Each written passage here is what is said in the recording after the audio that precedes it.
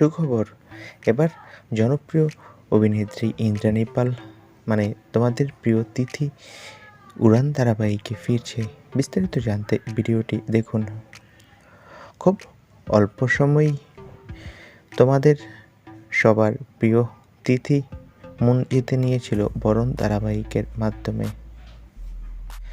Star জলসার এই ধারাবাহিক বড়লোক বাড়ির বকে যাওয়া ছেলে ছিলেন রুদ্রিক, অন্যদিকে মধ্যবিত্ত বাড়ির দায়িত্বসম্পন্ন মেয়ে তিথি দর্শকদের মনে নিজেদের অভিনয় শৈলীর মাধ্যমে জায়গা করে নিয়েছিল অভিনেত্রী ইন্দ্রাণী পাল।